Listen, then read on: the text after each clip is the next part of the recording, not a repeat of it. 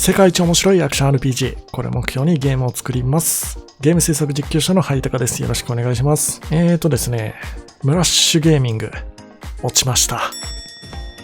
先日ですね、人気配信者の加藤純一さん、通称うんこちゃんがプロゲーマーチーム、ムラッシュゲーミングを立ち上げるということでね、メンバーの募集があったんですけれども、第一次審査がメールによる書類選考っていうことで、私ハイタカもね、ゲーム開発者、あるいはゲーム制作実況者として応募させていただきました。そもそもね、なんでゲームクリエイターがプロゲーマーチームに応募するんだよっていうツッコミもね、あるかなとは思うんですけど、その辺がよくわからない方はね、選考会の配信アーカイブをね、ぜひご覧ください。また、公式切り抜きチャンネルのね、ロードショーチャンネルっていうところでも短くまとめた動画が上がってると思うので、そっちも結構おすすめですね。で、いきさつをね、ざっくりと僕の口から説明させてもらうと、このムラッシュゲーミング、もちろん主たる目標はプロゲーマーの獲得ではあるんですけど、実はそれ以外にもね、様々な人材を獲得しようと動いていて、つまりめちゃくちゃ懐が広いんですよね。一例を紹介すると、パラグライダーの日本記録保持者だったりとか、ウェイトリフティングの世界2位の記録保持者、さらに極めつけはカラオケ部門が存在していたりとか、なかなかにバラエティの飛んだゲーミングチームですよね。その中でも僕が目をつけていたのが、マインクラフトのハードコアモードでどれだけ長く生存し続けられるかを競うっていう種目があるらしくて、その種目でね、現在2年半生存し続けているプレイヤーの方が応募されてました。世界記録がね、5年ぐらいらしいんで、それを目指してるっていうことだったんですけれども、彼の面白いところがね、プロモーション、売り込みの仕方がうまかったんですよね。お金の支援とかは一切いらないので、配信でね、たまに気が向いた時に僕のことを見に来てくださいっていう風な応募の仕方だったんですよ。これめちゃくちゃいいなって見てて僕も思って、そうなんですよね。ぶっちゃけお金の支援とかよりも、今僕たちチームハイテカが必要なのは、名前を売ること、みんなに知ってもらうことだと思うんですよね。というのも、体験版のリリースを結構目前に控えてて、ちょうどね、年末年始あたりにリリースしようとね、今調整中っていうところなんですけど、その体験版リリースのタイミングで一回バズらせたいんですよね、この作品を。もちろん開発資金もね、たくさん必要にはなってくるんですけど、ゲームの開発資金ってね、やっぱ額がめちゃくちゃ巨大になっちゃうんですよね。他の応募者さんの話とかを聞いてると、例えば海外大会に出場するための渡航費を肩代わりしてほしいとかね。これだったらだいたい2、30万とか、そういう額になってくるのかなと思うんですけど、ゲームの開発資金として数十万円単位のお金をいただいたとしても、もちろんプラスにはなるんですけれども、なかなか成果として出にくいというかね。一応僕も体験版のリリースと同時にクラウドファンディングをね、始めようと思ってるんですけど、そこでの目標金額が、ちょっと笑われちゃうかもしれないんですけど、1億円という目標にさせてもらってて、とてもじゃないんですけど、そういう莫大な金額を個人とか一つの会社に出してもらうっていうのは、ちょっと難しい話になっちゃいますよね。ただ、ムラッシュゲーミング、ひいてはうんこちゃんには莫大な数の視聴者がね、ついてるので、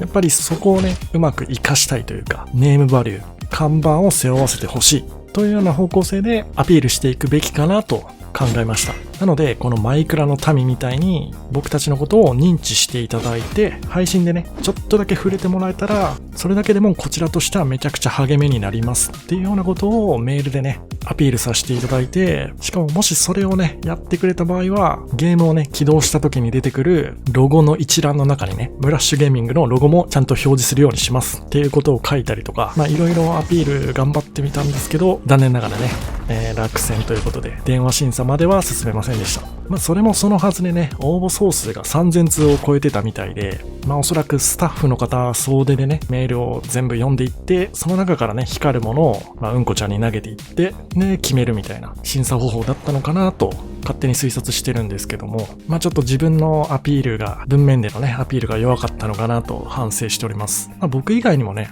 それこそプロゲーマーの方とかで、ちゃんと実績のある方でも、電話審査までね、進めなかった方とかもいらっしゃるみたいなので、もう仕方ないですよね。そもそもプロゲーマーチームなんでね。ゲームクリエイターがそこに応募してること自体がちょっとずれてるところではあるので、仕方ないことではあるんですが、もしね、今後何かのご縁で僕のことを知ってもらえたら嬉しいなぁなんて思いながらこの動画を作っております。というわけでね、ちょっとムラッシュゲーミングの話はこれくらいにしておいて、今週もですね、僕たちが作ってる千葉津のぼらば竜の降るというゲームの開発の進捗をですね、皆さんに共有していきたいなと思います。それでは行ってみましょう。まずは刀のダッシュ攻撃についてですね。実は刀だけダッシュ攻撃が実装できてなくて、他の武器、例えば片手剣とか、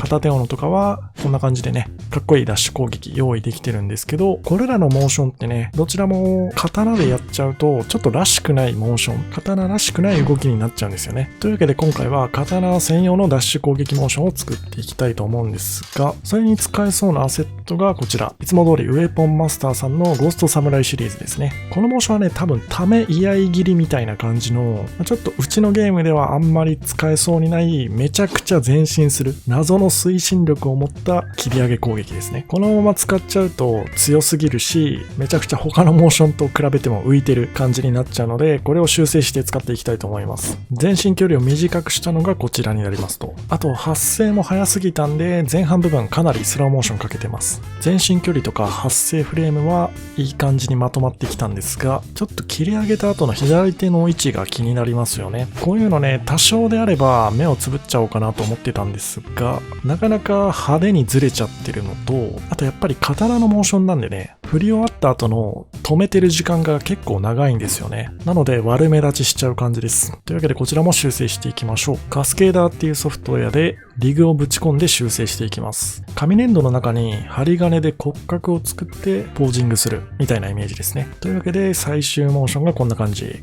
見事に刀らしさのあるダッシュ攻撃になったかなと思います。続いてが看板武器の常駐エフェクトについて。千葉ではこんな感じでフィールドにね、武器が突き刺さってたりするんですけど、これに触れることでね、フレーバーテキストとかチュートリアルメッセージを読めるようになってます。ソウルシリーズの血文字みたいなシステムですね。で、こいつの存在をですね、プレイヤーに気づいてもらうために、一応ね、これ分かりにくいんだけど、設置してる地面がね、青く光るっていうエフェクトが実はすでに入ってます。ただし、これ全然分かりづらいですよね。日陰だとね、かなり見えやすい色ではあるんですけど、ご覧のように日向に出すとね、もう全然見えないです。というわけで、この看板武器の存在をプレイヤーに気づかせるための、もっとド派手なエフェクトをね、用意していきたいと思います。手持ちのエフェクトおよびマテリアルの中で一番イメージに合っているのがこちらですね。突き刺さっている武器、ないしはその大地にね、宿っている記憶の残滓を読み取るみたいなイメージなので、こんな感じのね、モヤモヤ系のエフェクトにしてみました。あとはこいつのサイズとか色をいい感じにいじって、こんな感じになりました。基本的にこのゲーム、青緑色がキーカラーになってますね。メインの色とか、ちぎりをした時の色とか、この看板武器の常駐エフェクトとか、すべてキーカラーに沿った色に設定しております。これで日向に刺さっててもだいぶ見やすくなりましたね。あとは LOD って言ってね、プレイヤーおよびカメラがどれくらいまでそのオブジェクトに近づいた時に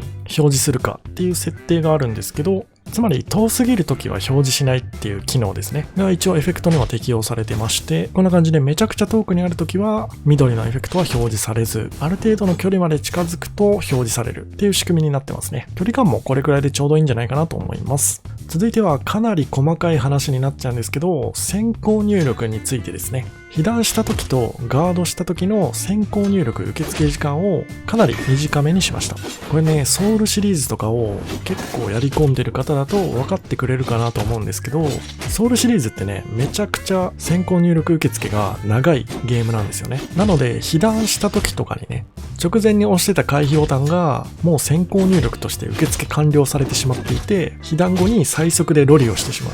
で、シリーズ重ねるごとにね、そういった最速ロリを狩る攻撃みたいなのもだいぶ搭載されてるボスが増えたので、結果としてもう一発被弾しちゃって苦しめられるみたいな、要は先行入力受付が長すぎるがゆえに逆に不便になっちゃうようなこととかも散見されていました。自分が攻撃してる側、攻めてる時は先行入力が長いっていうのは別にそんなに悪くないんですよね。入力をめちゃくちゃアバウトにして大丈夫っていうことなんで、逆に言うと先行入力受付が全くない場合っていうのは格ゲーの目押しコンボをする状態と一緒なんですよね。それはそれで面白いんだけど、ちょっと千罰の方針からはずれちゃうなということで、先行入力の受付時間をアクションごとに、主に攻めてる側の行動なのか守っている側の行動なのかっていうのを基軸にね、大きく分けることにしました。攻めてる時、攻撃中とかですね、はソウルシリーズと同じぐらいかなり長めに先行入力時間をとって、被弾した時とかガード受けした時みたいな守りの行動をしている場合は、先行入力時間をかなり短めにするという風な調整を新たに加えました。これはね、話を聞いたりとか映像を見てるだけではちょっと伝わりきらない部分だとは思いますので、体験版リリースした際に実際触ってね、確かめていただければなと思います。できるだけ早く体験版届けられるように、これからもね、頑張っていきたいと思います。というわけで今回はムラッシュゲーミングについての話といつもの進捗報告でした。今回この辺で失礼します。お疲れ様です。